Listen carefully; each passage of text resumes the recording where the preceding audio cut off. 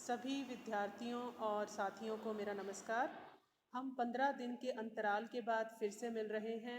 Winter break के कारण हमें 15 दिन का ब्रेक मिला था और पिछली वर्कशीट 73 में हम बीमार क्यों होते हैं पाठ को हम पढ़ रहे थे और आज हम टॉपिक करेंगे रोग के कारक, मतलब रोग फैलने के क्या कारण होते हैं। तो मुख्य रूप से दो कारक होते हैं, तात्कालिक कारक और सहायक कारक। तात्कालिक कारक मतलब जो प्रेजेंटली उस समय हमें जो कारण बनता है बीमारी के होने का, जैसे कि अगर हमने कहीं बाहर कुछ उल्टा सीधा हम खा लेते हैं, कोई जंक फूड ले लेते हैं और उस कारण से हमारा पेट खराब हो जाता है या दस्त लग जाते हैं, तो हमें लगता है कि हमने बाहर की चीज़ खाई है इसलिए हमें ये बीमारी हुई या ये रोग हुआ और हम उसे तात्कालिक कारक मान लेते हैं। जैसे कि कोई विषाणु शरीर में घुसा, शरीर में प्रवेश किया तो उसके कारण हमें ज्वर हो गया, तो हम ये मानते हैं कि विषाणु का घुसना, विषाणु का शरीर में प्रवेश करना ही उस रोग का तात्कालिक कारक है।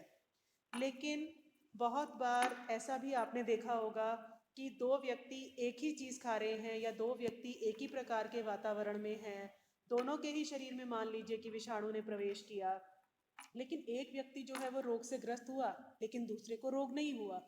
तो इसका मतलब क्या है कि दूसरे व्यक्ति में ज़रूर कोई ऐसी चीज़ है या उसकी रोगों से लड़ने की ताकत ज़्यादा है, रोग प्रतिरोधक क्षमता ज़्यादा है, इसलिए उसे वो रोग नहीं हुआ।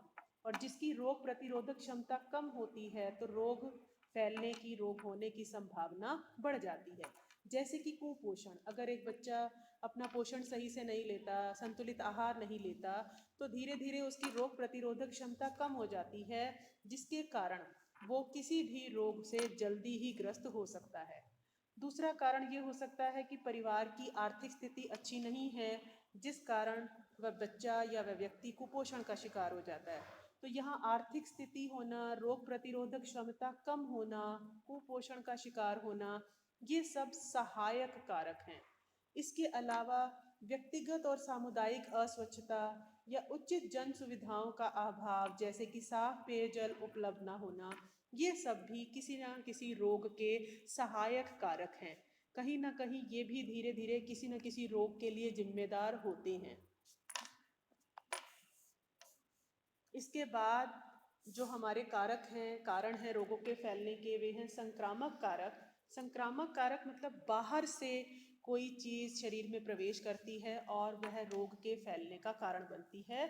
जैसे कि जितने भी सूक्ष्म जीवी हैं उनमें से अधिकतर मनुष्यों में, जानवरों में, पक्षियों में, पौधों में रोग फैलाते हैं। इनके विभिन्न वर्ग हैं, विषाणु, जीवाणु, कवक और प्रोटोजोआ। इनके बारे में भी आप पहले छोटी क्लासेस में पढ़ चुके हैं कि बहुत तरह के रोग जीवाणुओं द्वारा फैलते हैं, बहुत तरह के रोग विषाणुओं द्वारा। त्वचा संबंधी बीमारियां अधिकतर कवक के संक्रमण से होती हैं और मलेरिया प्रोटोजोआ के फैलने से होता है। आंतों के कुछ संक्रामक रोग बहुकोशिकीय कृमियों, मतलब जैसे पेट में या छोटी आंत में कीड़े पड़ जाते हैं, हम कहते हैं कि इस फलाने किसी बच्चे के पेट में कीड़े हैं, तो फीत कृमि, गोल कृमि, ये भी संक्रामक रोग फैलने के कारण होते हैं।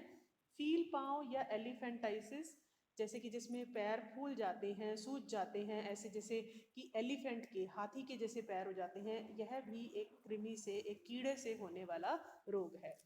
और ये जो हम पढ़ रहे हैं संक्रामक कारक या असंक्रामक कारक, ये तात्कालिक कारक के ही दो प्रकार हैं। असंक्रामक कारक क्या हैं कि ये मुख्य रूप से आंतरिक कारणों से होते हैं, व्यक्ति के शरीर के अंदर की गड़बड़ियों से होते हैं, जैसे कि उच्च रक्तचाप चाप है, ये मोटापे और व्यायाम की कमी के कारण हो सकता है, या इसका कारण आनुवांशिकता भी हो सकता है। तो असंक्रामक कारक व्यक्ति के शरीर के अंदर ही उपस्थित होते हैं, उसके लिए व्यक्ति के शरीर की अंदरूनी आंतरिक गड़बड़ियां ही जिम्मेदार होती हैं। और संक्रामक कारक जो हैं ये बाह्य कारक हैं, इन्हें अगर बाहर से शरीर में प्रवेश करने से रोक दिया जाए तो ये नहीं होंगे, ये रोग नहीं फैला पाएंगे। और संक्रामक जो हैं बीमारियां, ये एक व्यक्ति से दूसरे व्यक्ति में फैल पाती हैं। असंक्रामक कारकों से होने वाले रोग एक व्यक्ति से दूसरे व्यक्ति में नहीं फैलते। किसी की थायराइड ग्रंथि अगर सही से काम नहीं कर रही तो उसे थायराइड रोग हो जाएगा, क्योंकि थायरॉक्सिन हार्मोन या तो ज़्यादा निकल रहा है या कम निकल रहा है, तो उसका संतुलन बिगड़ेगा तो थायराइड रोग हो जाता है। बहुत प्रकार के कैंसर भी आनुवांशिक असामान्यताओं के कारण होते हैं। मधुमेह भी इंसुलिन के कमी के कारण होता है, या कार्बोहाइड्रेट कोई व्यक्ति ज़्यादा ले रहा है तो उसमें भी मधुमेह रोग की शिकायत देखी जा सकती है। अब हम क्वेश्चन आंसर्स को डिस्कस करते हैं। कौन से दो मूल कारक हमारे शरीर में रोगों का कारण बनते हैं, एक उदाहरण देकर के समझाइए। तो दो मूल कारक हमारे शरीर में रोगों का कारण बनेंगे, ये हैं तात्कालिक, जैसा कि आपने अभी ऊपर देखा था, तात्कालिक कारक, और दूसरे थे सहायक कारक। सहायक कारक में जैसे कि प्रतिरोधक क्षमता कम होना, आर्थिक स्थिति अच्छी ना होना, जन सुविधाओं की कमी, व्यक्तिगत अस्वच्छता, ये सहायक कारक हैं जो धीरे धीरे व्यक्ति की प्रतिरोधक क्षमता को कम करते जाते हैं या उसे किसी रोगों की तरफ ज़्यादा एक एक्सपोज कर देते हैं। तात्कालिक कारक में है कि कुछ भी इस तरह की चीज़ का उपयोग करना, जैसे कि जंक फूड ले लिया या बासी खाना खा लिया जिसकी वजह से पेट खराब हो गया, या कोई विषाणु कोई जीवाणु शरीर में प्रवेश कर गया जिसकी वजह से ज्वर आ गया, तो ये उसके उदाहरण आप दे सकते हैं। हम क्यों कहते हैं कि क्वेश्चन नंबर 2 कि संक्रामक रोग बाह्य कारकों के कारण होते हैं।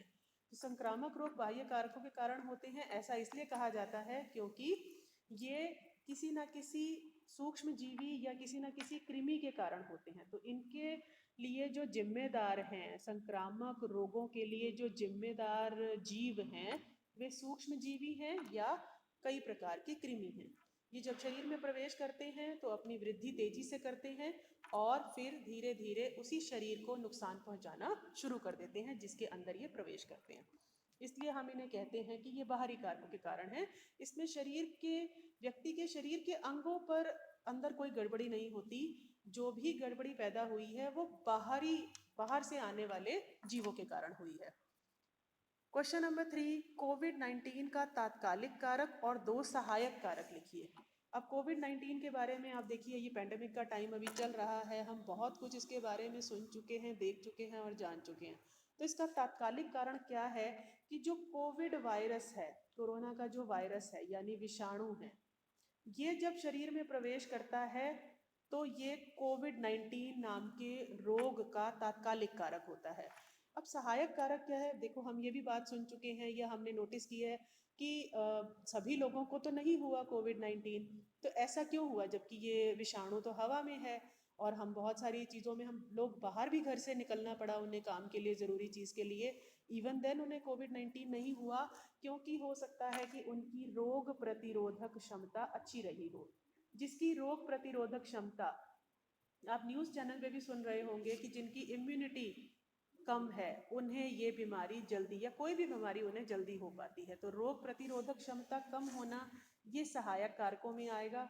दूसरा है कि अगर किसी व्यक्ति को पहले से ही कोई बीमारी है या वो सावधानी नहीं बरत रहा है ना, जैसे व्यक्तिगत स्वच्छता, बार बार हाथ धोना है, मास्क लगाना है, डिस्टेंसिंग मेंटेन करनी है, अगर वो इन चीज़ों का पालन नहीं कर रहा तो उसे भी कोविड-19 होने की संभावनाएं बढ़ जाती हैं। तो यहाँ पर हम ये लिख सकते हैं, जैसा कि अभी हमने यहाँ हमने डिस्कस किया था कि व्यक्तिगत व सामुदायिक अस्वच्छता, तो यहाँ पर ये आ सकता है कि वह व्यक्ति बार बार अपने हाथों को सैनिटाइज या धो नहीं रहा है। और दूसरा हम इसमें लिख सकते हैं कि उचित जानकारी का अभाव है। वैसे जानकारी तो सबको है, ऐसा नहीं है कि किसी को ना पता हो, लेकिन वो नियमों का पालन नहीं कर रहा है। तो यहाँ पर आप ये नियमों का पालन ना करना भी जो है ये कोविड-19 का सहायक कारक माना जा सकता है। तो नियमों का पालन ना करना, व्यक्तिगत व सामुदायिक अस्वच्छता, आप ये भी लिख सकते हैं। तीसरा सहायक कारक, जैसे अभी मैंने लिखवाया था, कम प्रतिरोधक क्षमता, तो ये भी एक इसका मुख्य कारण है, कम प्रतिरोधक क्षमता। जिसकी इम्यूनिटी कम है उसे ये बीमारी जल्दी पकड़ेगी। लास्ट क्वेश्चन की ओर चलते हैं। हम क्यों कहते हैं कि संक्रामक रोग आंतरिक कारकों के कारण होते हैं?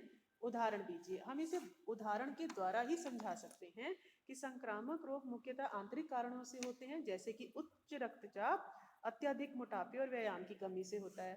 थायराइड ग्रंथि के सही से ना काम करने से थायराइड रोग होता है। तो ये आप दो उदाहरण इसमें दे सकते हैं कि जब व्यक्ति के शरीर के अंग और उसके जो कोशिकाएं हैं वो जब सही से काम नहीं करती हैं, अंदरूनी गड़बड़ियों के कारण ही जो बीमारियां होती हैं वे एक व्यक्ति से दूसरे व्यक्ति में नहीं फैलती। वे सिर्फ उसी व्यक्ति को ही नुकसान पहुंचाती हैं और उसे ही उसका इलाज करना पड़ता है। तो इस प्रकार असंक्रामक कारक जो हैं ये शरीर के आंतरिक कारकों के द्वारा ही होते हैं। इसमें हम उदाहरण द्वारा ही इसे समझा सकते हैं। तो ये आज की आपकी 18 जनवरी की वर्कशीट रही, जिसमें हमने इसी पाठ को आगे बढ़ाया है और रोग के कारकों के बारे में जाना है। तो अगली वर्कशीट में अगले टॉपिक के साथ मिलेंगे। तब तक के लिए गुड बाय।